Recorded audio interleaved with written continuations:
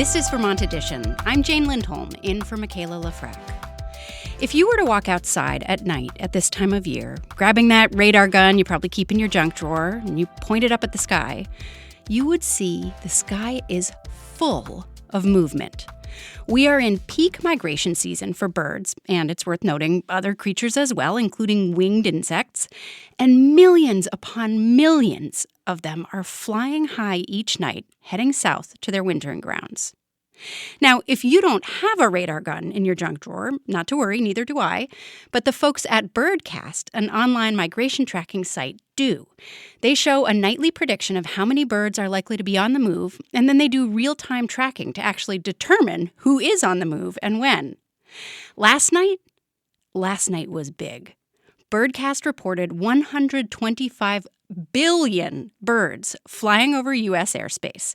In fact, it's the biggest migration night in Birdcast's history, with high-intensity flapping right in our listening area.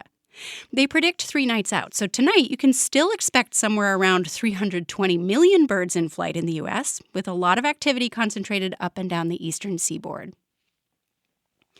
It makes sense that birds would fly at night. There are fewer predators, the prevailing winds are often more favorable, and the cooler nighttime temperatures mean they're not expending quite as much energy as they would have under the hot sun. But we haven't had all that much cool air lately, even at night. It's been remarkably warm the last few weeks. But last night, it was cool throughout our region. And that cooler air came after a night of heavy rain. So I wonder if all those birds finally had a chance to take advantage of prime conditions to get as far away from here as possible. I'm just making some educated hypotheses, but luckily today we have someone with a deep knowledge of birds and bird behaviors to help us take our hypotheses from educated guesses to knowledgeable facts. Bridget Butler, famously known as the Bird Diva, is here with us all hour. Bridget is a naturalist and birder who's joined Vermont Edition for almost 2 decades now to help us decipher even the most unusual avian activity. And she's ready to do it again. Bridget, it's so nice to be here with you. Oh my gosh, Jane. We're reunited. And it feels so good. So good. And listeners, if you have a question for Bridget, now is your chance to call in. Our number is 800-639-2211. That's 1-800-639-2211. Or you can email Vermont Edition at vermontpublic.org. And if you're sending an email, by the way, we would love to hear any bird sounds you're wondering about. Maybe like me, you have a lot of random voice recorder or voice memo notes of birds that you've heard or weird things in the woods and you're not sure if they're birds or not. You can send those recordings our way. Let Bridget help you with an ID. And if Bridget doesn't know, which is rare, she's always up for a crowdsourced answer. So again, email Vermont Edition at vermontpublic.org. Bridget, what do you think about my hypothesis that not only was the cool air a benefit to birds, but it's been harder maybe a little bit for them to have quite as much oomph in this hot weather? Yeah, I totally think so. And the point that you brought up about the rain as well, right? So we see insect hatches happen a lot during the fall, and those are influenced a lot by the weather as well, right? So when we have wetter conditions, we have different types of hatches happening, and all of those insects are protein for that migratory flight. And so when the birds come down, they're looking at foraging as much as they possibly can, kind of loading up to get ready to take off on the next one. And I love that theory, right? Because I had my wood stove going last night, and we just moved into a new place. And so the wood stove is like this special kind of transition, right, into fall. And we get to embrace that now. And when I stepped outside to kind of grab a couple logs to put on the fire this morning to bring it back up again, I was like, wow, it's cold. Yeah. Like, I need to go back in and get a jacket on. And I think it's the first time that I felt that this fall. And then I immediately thought, man, we have the fall bird show today. And we got like the perfect 48 hours of fall to do that in. So the Birdcast numbers that you brought up too are just kind of mind-blowing, right? When you think about billions of birds being overhead. And what's great about Birdcast too is you can bring it down almost to the local level. We can do it on the state level. So I did that really quick. And it looks like last night was also the biggest night this year for flyover in Vermont. Vermont, right? What I love about Birdcast is they'll show you all these little graphs, right? And just this quick little visual peek at that graph to show how many per night. You see this huge spike last night. So we're talking 17 million birds last night. Whoa, just in Vermont. Just over Vermont, okay? And then the peak last night, so if you think about it, these birds are taking off at dusk and then they're moving throughout the evening. Really like nice clear skies last night and cool air to help them move. 10 p.m., according to Birdcast, was the peak over Vermont with 9 million birds. Holy smokes. So here's the thing. Maybe tonight, and I didn't look at the future forecast for this weekend. It looks, from the map that you gave me, it looks hot, right? It's all color coded.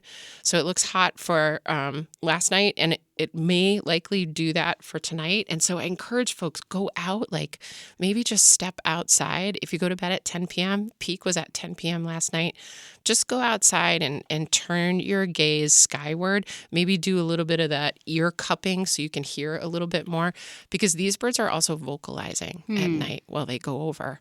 And they have these specific flight calls that they use to stay in touch with one another. And they're mixed flocks as well. So you'll hear a variety of different voices. If you're lucky enough, and we're in that full moon phase too, if you have a scope and you put it on the moon, you can see them, silhouette crossing.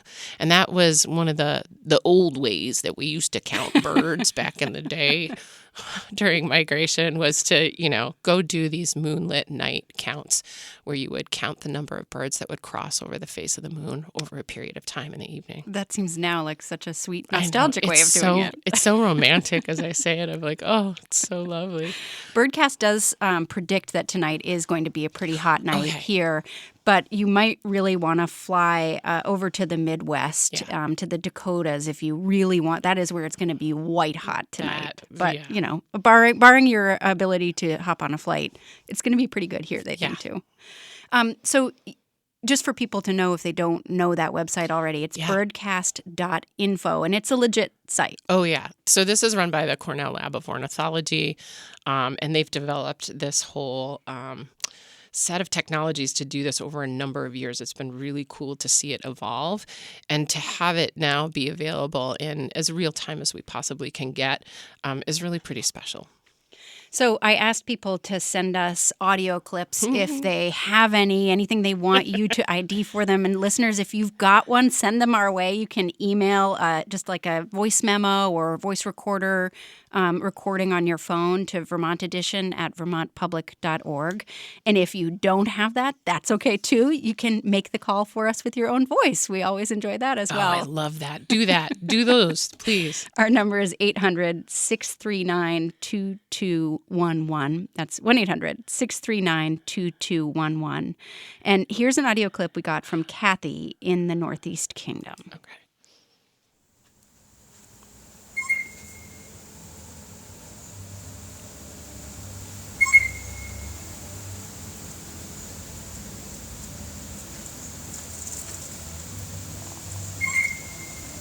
So Kathy said there's a blue jay that Kathy could identify at the end, but Merlin couldn't ID this one, and Kathy is wondering if you can. Merlin, come on. Merlin is a great app for those who haven't had it. There's the blue jay. There's the blue jay right at the end. You can use it to identify birds out in the wild. Yeah, so like the Shazam does Shazam even exist anymore? You're like old today, myself. Bridget. I'm feeling it. I am going to be 55 in 2 weeks, so there you go. I'm dating myself. Congratulations. Yes, thank you. So here's what's interesting about Merlin. So Merlin is an app. It's free. It's through the Cornell Lab of Ornithology. You download these different bird packs that have the technology to be able to analyze audio, sound, and then give you the best guesses back. And this, in part, is based on what folks are reporting in the area. Now, the reason why I was like, oh, Merlin, come on, is because that's blue jay. And that's just another voice of blue jay. I love that. I like listened to it. And I was like, it's like this in, out, and it's like got this squeaky tone to it. And I think this really points to just the variety that birds bring to our landscape. And the fact that a lot of times when we have a common bird, we often overlook that bird and be like, it's just blue jay. And blue jay goes, jay, jay, or whatever you feel is the common sound that that bird makes. We forget that there's a bunch of other different vocalizations. So off the top of my head, I don't recall what that vocalization means, but it may have a certain kind of context related to it. So I would encourage folks to look at some of the Stokes bird behavior guides. They have some wonderful interpretations of the different vocalizations that birds make. And you can also do a deeper dive with bird vocalizations on another great website that's called Birds of the World. It's like this encyclopedic knowledge. God, I'm dating myself again. We don't have encyclopedias What's anymore. That? I know, goodness. But it's like everything you could ever want to know about a bird, and it's all tied back into research papers. And so there are whole sections on vocalizations, and you can get the audio snippets, you can see the sonograms, and you can kind of break down what all the different voices of a bird and the different contexts in which they use them. That's so cool. Speaking of blue jays, William writes in to say, why are blue jays making so much noise this time of year here in the mountains? Are these blue jays coming from the north and settling in this area for winter and staking out their territory? Oh, gosh. Okay. So blue jays we're coming out of the time of year where everybody wants their own space, right? They've been raising their little ones. They've been fighting for food and the best nesting spots and the best territories and everything. But now we're in this transition mode, and the transition mode is into survival mode. In part, this is about learning how to be on the landscape if you're a new bird. So the best way that you can do that is to be with other birds, right? So you kind of, in effect, learn from each other as you start to form these flocks. So we notice this in a lot of other birds. You were talking about grackles earlier. Before we started the show. Before we started the show, we were talking about grackles because we can't stop talking about birds when we get together. And so these birds start to flock up where they've been spread out across the landscape. So we see the same thing with blue jays. So these are most likely little family units or multiple family units together from local birds. But blue jays are also short distance migrants. And so they are kind of finding where good food resources are across the landscape together in order to figure out where are we going to spend the winter. And so they respond a lot to places where there are good, what we call mast crops. So things like beech nuts and acorns. And so they're loud, they're gregarious, they're going to be chatting it up. They're going to have these amazing flights. And sometimes you see them in really large groups, which is super fun. So congrats for noticing that shift in behavior and starting to be curious about it. Well, that's something you really advocate for. I mean, one thing to help you understand in your own sort of avian neighborhood, if things are weird, is to start observing when things aren't weird and to just sort of get to know who's calling in your neighborhood, who's there at what time of day. I mean, you've always said for years, Bridget, just go out with a cup of coffee or whatever your beverage of choice is and sit, which is also really great for our mental health, but it can start to help you take in what's happening and how and when is it changing. And then you might start to notice, whoa, there's a new tourist in the neighborhood. Yeah, there's something new going on here. Great example of that. I have been noticing some of the different birds that are in flight and migrating in different ways. And one of the things that I have longed for to see during this time of year, actually maybe a month ago, they've all kind of moved on now, are the common nighthawks. Do you know this bird? So, no, I've seen pictures of them, but I feel like I've never actually seen one in real life. Yeah. IRL. So they're oh my gosh, how do I even describe this? Take a robin and jack it up a little bit, rounder head, shorter neck, and then make it really woody, debris looking right? And then you're going to take the wings and turn it into this beautiful sickle shape almost. So this is a good sized bird, a little bit bigger than a robin, a little smaller than a crow. It sounds now nothing like a robin. And right, but I had to start somewhere. So you had to morph something in your brain, right? But they're really cryptic in coloration, so you don't get to see them during the rest of the year much, but they do breed in Vermont. The great time to see them is during fall migration. And so I've longed to be able to see them, and I've now moved to a different town. And so my daily route is very different. And so I'm getting exposed to different things. And part of my route as I go back to my home in Enosburg is along the Missisquoi River. And this is where the insects hatch, right? And where the nighthawks like to migrate through. And so all of a sudden this year, I'm having more experiences with them, but I had smaller experiences to build on so that I was cued in to that possibility being there.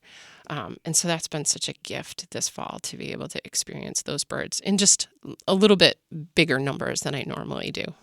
If you have an experience like that you'd like to share, something you've been seeing or something that you'd like to see, that maybe you could use some advice on what kind of environment to be in to see a bird that you're really curious about. Maybe you've got a question about naughty bird behavior. We always love those. Or maybe, like Kathy, you're hearing a bird that you just cannot identify. Send us a recording if you've got one. Call in and make a recording. No judgment. You will get nothing but encouragement here. Our number is 800-639-2211, or you can send an email to vermontedition@vermontpublic.org. This is Vermont Edition. I'm Jane Lindholm, in for Michaela Lafrac. Today we are enjoying our annual fall migration show with the inimitable Bridget Butler, known as the Bird Diva. In addition to being a birder and a naturalist, Bridget is also executive director of the Friends of Northern Lake Champlain, a nonprofit that works to reduce water pollution from runoff. We would love to know what questions you have about birds and bird behavior. You can give us a call to get some help with IDs. You can tell us a great story about a bird you've seen or heard recently. Or you can ask whatever you've been wondering about birds in our region, like how drought has been affecting avian populations.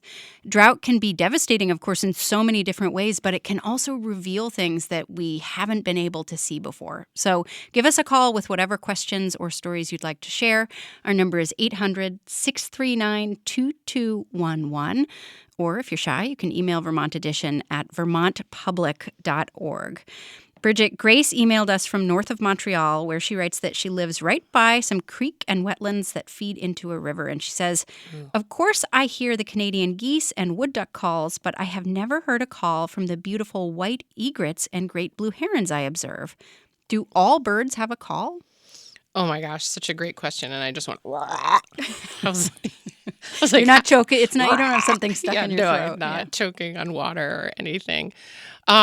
Such a great question. So we have a group of birds that we call songbirds, right? These are typically our perching birds, and those are the ones that tend to have the most melodic, right, types of vocalizations that we identify bird song with. But a lot of other birds, and I'm not going to say all other birds, because if I really think about it, there might be some that are kind of quiet. What does an ostrich sound like? But other birds will make sounds. So I think of egret and heron making sounds when they take off, when they're disruptive, and it is kind of this garbled kind of choking sound, or a very prehistoric kind of pterodactyl-esque rock sound.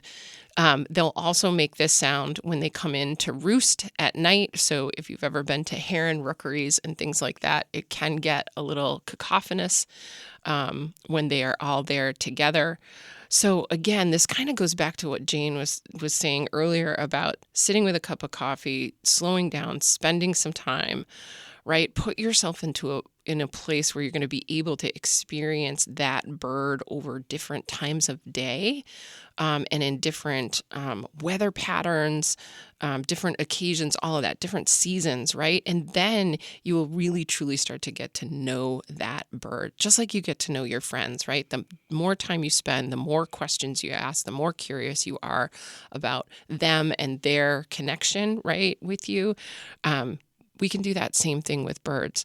So I would keep at it. You sound like you have a great habitat to find a spot to go sit and be with the egrets and herons.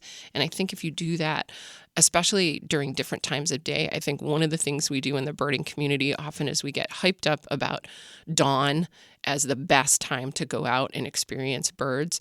And birds are active all the time. They're active in different ways at different times. And so to catch that moment when you're going to hear them do the kind of thing, you got to be in the right place at the right time. So keep trying. Let's go to Peter, who's on the line with us from Brattleboro. Hi, Peter. Hi there. How are you? Great. Thanks for calling in. What have you got for us?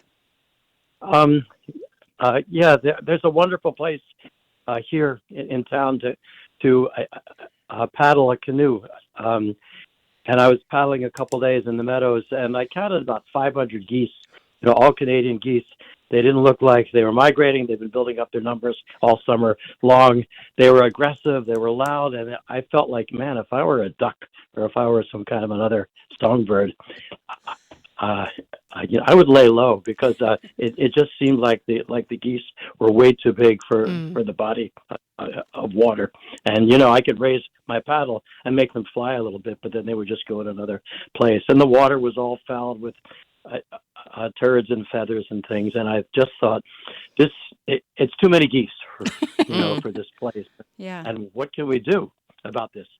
Thanks for the call, Peter. What can we do about too many geese? Yeah, Canada geese, tend to kind of come together in these flocks to rest during those migratory periods. We call it staging a lot, right? They'll find a certain spot that provides them with like that protection that they need from predators and then also food as well. And sometimes those spots are places where we don't want them to be lingering.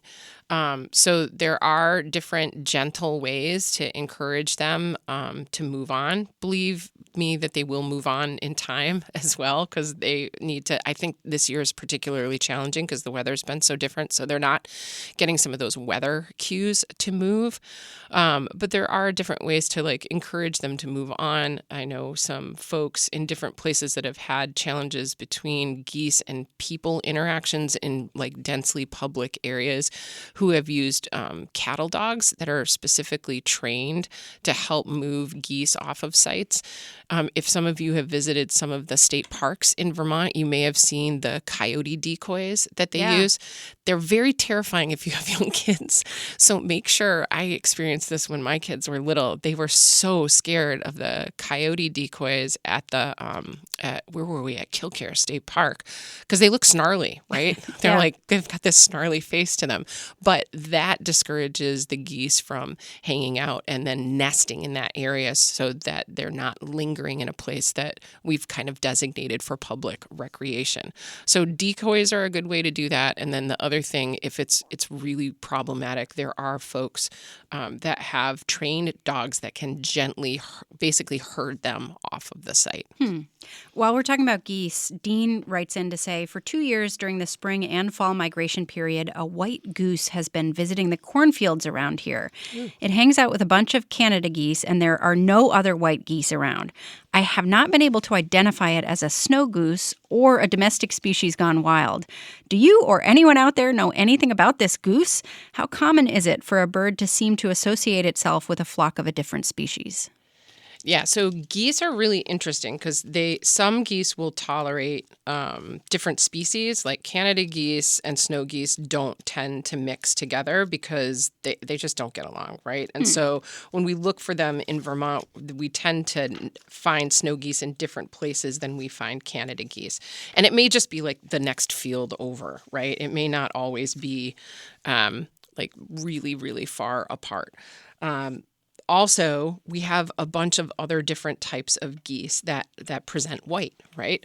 And so I love that you found the where's the white. So if the whole goose is white, this is a technique we often use with waterfowl is figuring out where are the white patches on the bird, and then that gives us a really good anchor or hook to be able to go to the bird book, which I'm literally doing right now, right? So I just opened up my Sibley guide and I'm looking at snow geese, and then the next few pages you're going to see a bunch of other white geese and swans as well. So if I remember correctly, there have been some different types of swans, including trumpeter swans. They're very distinct. They're going to look bigger than the Canada goose, longer neck, all of that. If this bird looked in the smaller realm, you may have had a snow goose that was accepted by the larger group, maybe just an outlier, but you may have also had some other types of geese. So we have Ross's goose as well in here. That's another one that you can look at as well to see if maybe that was who you were noticing. And then we have weird things that happen with birds like leucism or albinism, where it may actually be a Canada goose that just has this mutation within their pigmentation for their feathers. And sometimes it's almost like a haze, right? So you can see the Canada goose in the background, right? The pattern is kind of there, but everything is completely washed out. So again, I would go back to that spot, hang out for a little bit, really map that white goose in your mind. Look at the bill. What's the bill size like and the color? Look at the length of the neck in relation to the length of the body, and then compare it to that Canada goose.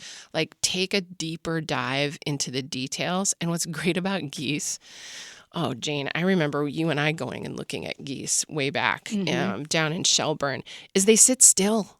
They're not like warblers. So you got time to look at them and be with them and really kind of dissect what you're noticing about that bird. Do that for as long as you can, and then open the field guide or open the app. One of the things that we tend to do is we think we have all the information, then we go to the field guide and we don't have it all, and then the bird's gone.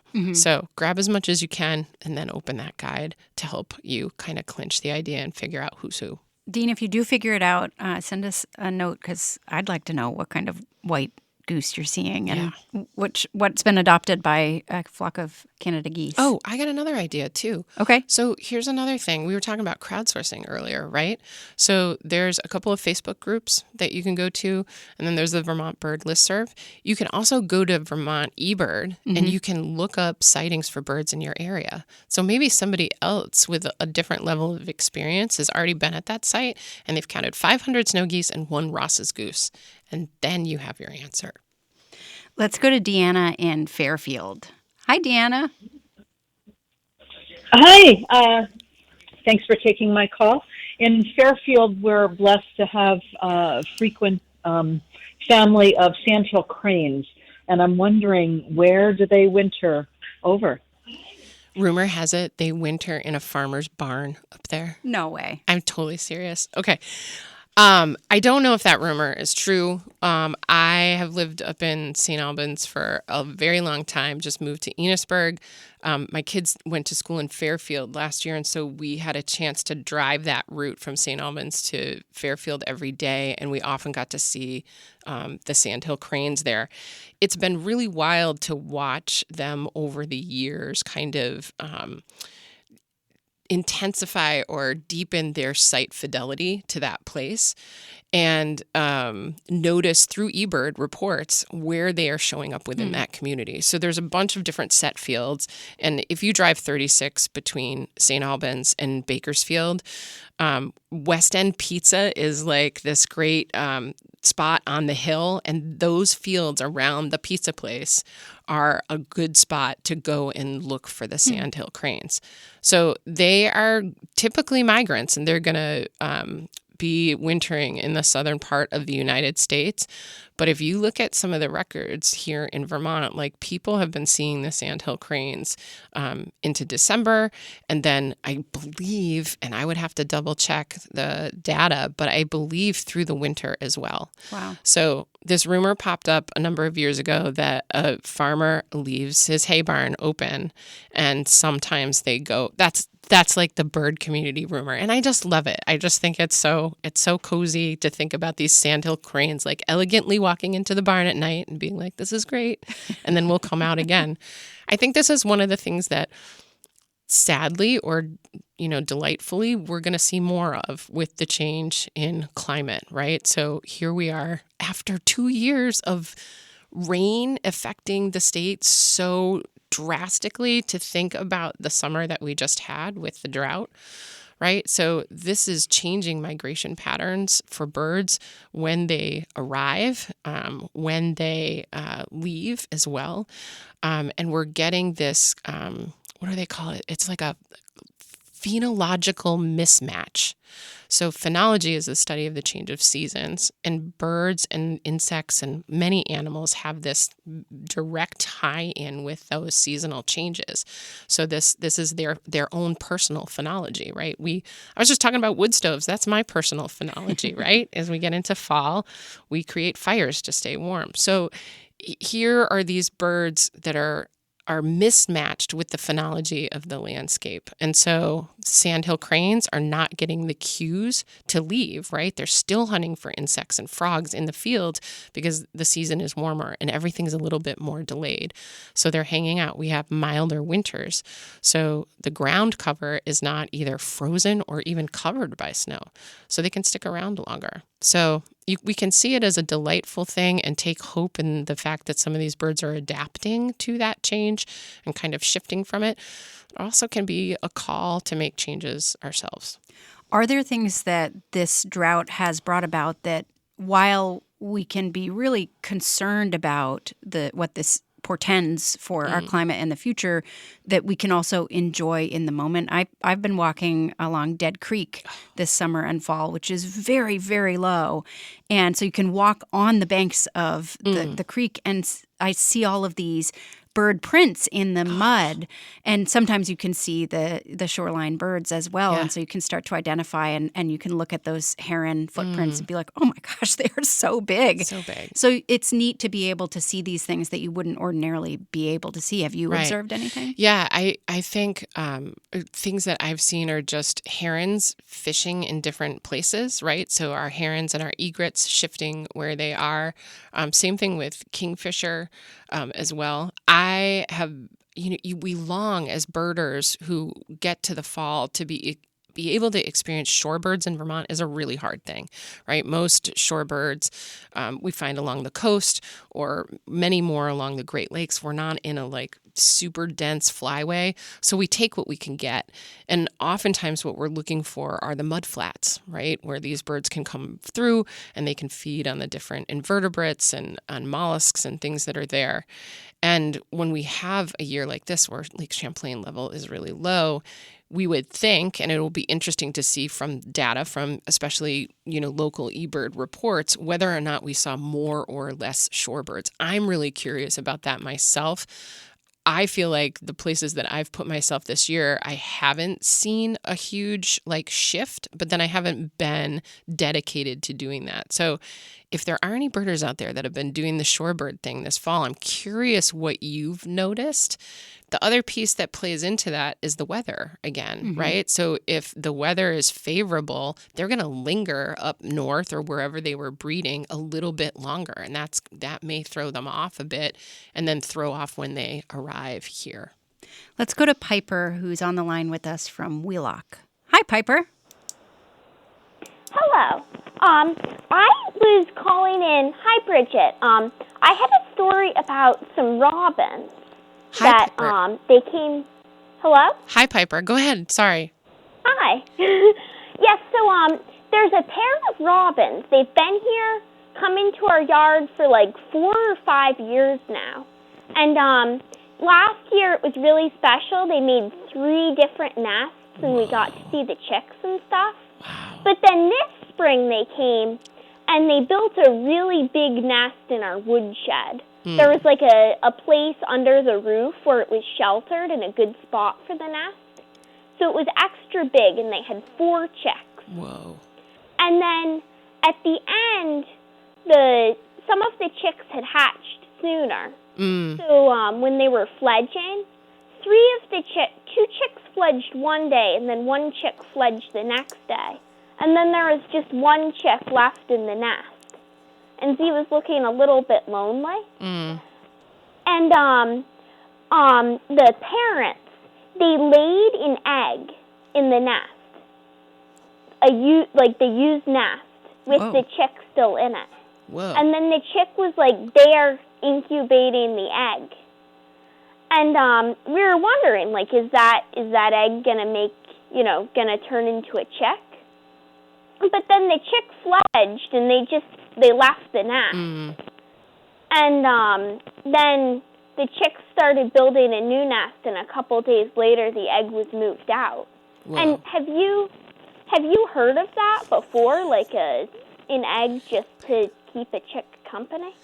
Okay, so first of all, Piper, whoa. Just whoa with your observations. You are like future scientist on the path. Like, I am really impressed with all the detail that you just laid out for us and the experience that you have built over years of watching robins, of like a really super common bird. And Jane and I are both sitting here. We've done this show for, you just said it was almost 20 years, right? I have never heard a story like that where, right, a bird has fledged young and then laid another egg as that last little nestling was trying to fledge. So I think that's really curious to me. And for me, I would have to go do some research on that. And the places that I look, again, was that site that I mentioned earlier, which is Birds of the World. And they have a whole section on breeding and nesting and how birds fledge. And what's great is that, again, they have all these different research papers that talk about even some of these oddity things like what you're talking about. So here's my hypothesis. So you had experienced these robins having multiple nests or multiple sets of eggs in a year, maybe nesting in the same nest, maybe not. I think this summer was particularly hard, right? We came into the spring. We had a little bit of wet weather. It was pretty good during that end of June time, but then it got really super dry. And so birds that can have multiple broods, right? So multiple sets of eggs, they have to gauge whether or not they're going to be able to feed those young. So just the fact that they laid an egg in the same nest, that they didn't build another nest and go elsewhere, that to me says they were conserving energy, possibly. And then to just drop one egg and not drop multiple eggs, it might have been like, yeah, I don't think this is a good idea. Like, I don't think a second brood is good. Like, this first chick is still lingering. We haven't gotten this one out of the nest yet. Now we got a new one coming. I don't know if we want more, kind of thing. So birds do kind of key into what is available to them. And they do, in a way, they're making choices, or their bodies are making choices for them based on what they're able to kind of pull off the landscape to give themselves the nutrition to be able to have young. I'm completely fascinated, Piper. I want to look this up and see if anybody else has noticed something like this. And I want to encourage you to keep noticing, because one of the things that you didn't do is you didn't dismiss Robin and be like, there's nothing else to learn here, because you just demonstrated to all of us that there truly is. Yeah, what a great observation, Piper. And write it down so you don't forget, because that's the other thing. You think, I'll never forget this. And then you're like, wait, when was that? And what was the date? Was it July or August? What a great observation. We are talking all things bird today with bird diva Bridget Butler, and we want your questions and great stories like that. You can email Vermont Edition at vermontpublic.org or call 800-639-2211. This is Vermont Edition. I'm Jane Lindholm, in for Michaela Lafrac. Today we're learning about what kinds of birds you can see in October in Vermont that you might not be able to see during the rest of the year. Birds heading south from even farther north than Vermont and southern Quebec sometimes make a pit stop here during migration, and it's a great time to see some really cool species. Our guest today, bird diva Bridget Butler, is a big advocate for getting to know your own hyper-local bird neighborhood so you can be better prepared to notice when there's a new species in town or when something seems just kind of off. But Bridget has also often cautioned us that just because you're not seeing something in your own backyard doesn't mean that's a universal situation. So we're getting both micro and macro today and talking about your observations, and we'd love to know what questions you have about birds. Our number, if you'd like to call in, is 800-639-2211, or you can email us, vermontedition@vermontpublic.org. Let's go to John calling in from Clarendon. Hey, John. Hello. Hi, John. Hi. Go right ahead. I have a question about predatory behavior of grackles. I once observed a grackle snatch an adult chickadee by the neck and fly only about 10 feet away from me still holding the chickadee by its neck. And I grabbed a chunk of firewood and flung it at them, hoping that I would miss. Indeed, I did. And the grackle released the chickadee, and it went its way, and the grackle went its way. I'm wondering, I've watched grackles catching minnows off rocks in streams, and I wonder if they're evolving so that these myriad numbers of grackles, are they all going to be predatory, or is this a totally uncommon thing? Wow. Thanks for that call, John. What an interesting story. Like 2 in a row. Okay. I'm like, I wish you could see me gesticulate, John, while I'm like listening to your story. Grackles are opportunistic. And I think when they get into stressful situations, they're going to do whatever they need to do to feed themselves. And this is kind of common through that like blackbird group of birds, right? So, they have like their little niche, right? They're supposed to be like insectivores or granivores, right? Like eating seed, but they're also opportunistic. So I think especially like I keep thinking back about how stressful this summer may have been for many birds. And I think about what do you do when you need to eat? Also, I think grackles can be quite feisty, and chickadees, right? Chickadees are gregarious. They like to hang out with everybody. They're like, come on, be in my mixed flock. And the grackle may just have been like, no, I'm not having that. Like, I don't like that. I'm going to let you know that I don't like that. So it could have also been a territorial thing. I love the story about picking off minnows, like from the edge of a rock. Again, like this just demonstrates the opportunistic kind of approach that this bird has to survival. Wow. Yeah. Very cool. Ellie is with us from Woodbury. Ellie, do you have a story or an anecdote to share with us? Yes, I wanted to circle back to when Bridget was talking about nighthawks. I wanted to thank her because she perfectly described a bird that I had spotted in my neighbor's yard the other day. And I remember hollering to my husband, well, what's smaller than a merlin and bigger than a kingbird? It was flying kind of like a chimney swift, and I sensed it was probably an insectivore. I think it was a common nighthawk. Oh my gosh, all those pieces, you put it together, Ellie, crushing it. One of the other things that you can look for on this bird that like will just tell you, you're like, man, that looks like a swallow. But if you see these two like white blocks, one on each wing, you've got your nighthawk. I was going to say chimney swift, and that's not right. Nighthawk. I love that. I love that Ellie's seeing them too. And I love when those connections, it's like, oh yes, I've seen that bird. That's reminding me of this. And yeah, it's great. That's one of the prompts that I use in slow birding, which is it reminds me of, right? And another one is I wonder. So she kind of embraced both of those, and she did the I wonder thing, kept following that trail, and then had these other experiences that reminded her to get to nighthawk. John is with us from Pownell. Hey, John. Hi. Thanks for taking my call. I have an encounter with a pair of owls. This happened, I think, between 5 and 10 years ago, and I always wondered if it was typical or atypical behavior.